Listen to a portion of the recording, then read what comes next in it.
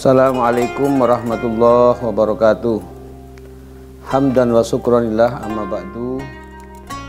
Sahabat MDP TV yang dimuliakan Allah, alhamdulillah pada sore hari ini kita masih diberi nikmat oleh Allah, nikmat sehat, sehingga kita bisa melaksanakan ibadah puasa. Mudah-mudahan Allah selalu memberi kesehatan kepada kita sehingga kita bisa menyempurnakan puasa 1 bulan. Sahabat MDP TV yang dimuliakan Allah, di dalam Islam ada yang namanya zakat, yaitu termasuk rukun Islam yang keempat. Zakat ini ada 2, ada zakat mal, ada zakat fitrah. Zakat fitrah yaitu setiap umat Islam wajib mengeluarkan zakat fitrah sebanyak 2,5 kilo beras. Kalau diuangkan sekitar 40 kalau sekarang, karena berasnya mahal sekarang, 45 atau 50. Itu wajib, baik anak kecil, muda, tua, semua wajib. Yang kedua adalah zakat mal. Zakat mal itu termasuk 1 binatang ternak, yaitu sapi, onta, dan kambing, kerbau termasuk. Kemudian emas, terus perak, hasil pertanian seperti padi, jagung, kedelai, kacang, dan lain-lain. Kemudian harta perniagaan atau harta dagangan. Kalau kita dagang sudah ada 1 nisab, nilainya sudah, kalau diberikan emas sudah mencapai 77,50 gram, maka wajib dikeluarkan zakatnya. Kemudian zakat rikas, yaitu zakat temuan barang jahiliyah. Dan kemudian hasil tambang, termasuk hasil tambang itu ya termasuk batu bara, emas, termasuk perak, timah, dan lain-lain. Kemudian hasil tanaman, yaitu termasuk tadi padi, jagung, dan kedelai. Hasil buah-buahan ada 2, yaitu korma dan anggur. Kemudian hasil pendapatan atau jasa atau hasil dari hotel, perusahaan-perusahaan atau PNS, itu juga wajib mengeluarkan zakatnya. Ini harta-harta yang wajib dizakati. Itu ada 2, zakat mal, zakat fitrah. Ya, zakat mal itu sudah saya sebutkan. Kemudian kita diberikan kepada siapa harta yang wajib dikeluarkan zakatnya, yaitu diberikan kepada mustahik. Mustahik zakat itu ada 8 golongan. Mustahik yaitu orang yang wajib, orang yang menerima zakat. Kemudian ada muzaki. Muzaki itu orang yang mengeluarkan zakat. Jadi bedanya kalau mustakik yang menerima, kalau muzaki yang mengeluarkan zakatnya. Itu ada 8 golongan yang berhak menerima zakat. Yang pertama adalah fakir. Fakir itu orang yang nggak punya pekerjaan, nggak punya penghasilan, nggak punya uang, kadang makan, kadang nggak makan, ini fakir. Lah ini yang perlu wajib diberikan zakat, baik zakat fitrah atau zakat mal. Yang kedua orang miskin. Kalau miskin itu orang yang punya pekerjaan, tapi pekerjaan itu hasilnya tidak mencukupi untuk sehari-hari. 1 hari butuhnya 10.000, tapi punya penghasilan cuma 5.000. Nah, orang yang seperti ini namanya miskin.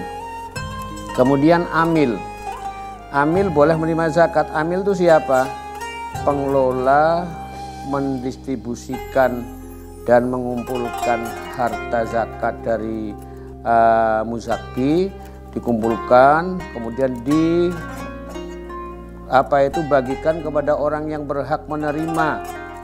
Ini namanya amil. Tapi amil yang dibentuk oleh pemerintah, seperti di sebelah ini ada BAS, Badan Amil Zakat Nasional.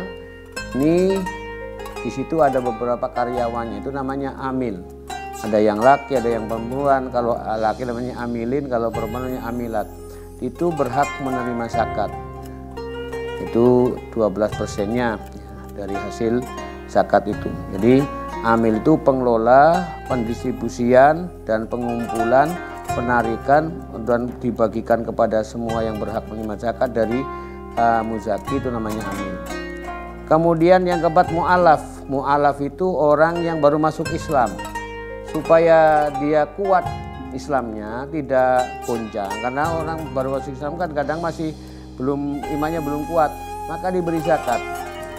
Nanti kalau setiap tahunnya diberi zakat fitrah atau zakat mal itu tidak harus setiap tahun.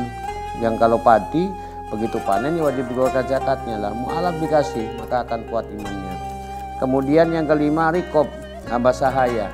Artinya budak yang dijanjikan oleh sayyidnya merdeka tapi harus menyicil kepada sayyidnya dalam 1 tahun sekian. Nah, ini namanya rikob, budak sahaya. Dan yang keenam adalah ghorim. Ghorim itu orang yang punya hutang. Hutang untuk sendiri boleh menerima zakat, sebagaimana untuk pengobatan, ya, sakit parah harus dioperasi dan sebagainya, nggak punya uang, boleh menerima zakat. Bahkan banyak orang yang sakit mau operasi ke Basnas, dari Basnas diambilkan uang zakat untuk orang-orang yang punya hutang karena untuk dirinya atau untuk orang lain, sebagaimana untuk bangunan dan sebagainya, itu bisa menerima zakat, ya. Kemudian fisabilillah, orang yang berjuang di dalam Allah. Kalau dulu adalah orang yang perang, yang membela agama Islam, perang, maka dia boleh menerima zakat. Bahkan sabilillah itu bisa jadikan sabilil khair, orang yang berjuang untuk menegakkan Islam, berjuang untuk dakwah dan sebagainya. Itu kalau diartikan sabil khair maka bisa mendapat zakat. Dan yang terakhir adalah ibnu sabil. Ibnu sabil itu adalah orang yang dalam perjalanan, bukan maksiat perjalanannya, ziarah atau silaturahim di perjalanan uangnya habis, maka boleh menerima zakat, minta ke Basnas dan sebagainya. Ini namanya ibnu sabil. Musafir dalam perjalanan kekurangan uang, tapi perjalanannya bukan maksiat. Kalau berjalan maksiat untuk lihat konser dan sebagainya, nggak boleh menzakat. Ini yang untuk perjalanan untuk silaturahim dan perjalanan nanti di perjalanan kurang uang maka bisa menerima dari zakat. Nah, ini namanya ibnu sabil. Itulah 8 golongan yang berhak menerima zakat, ya.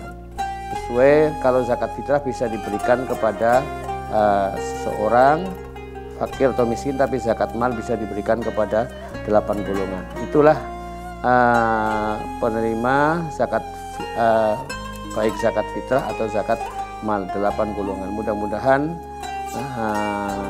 apa yang saya sampaikan bermanfaat, dan mudah-mudahan kita semua mumpung masih di bulan Ramadan ini yang punya kekayaan, punya kelebihan, kita bisa mengeluarkan zakatnya atau sedekah. Sekian, kurang lebihnya mohon maaf. Assalamualaikum warahmatullahi wabarakatuh.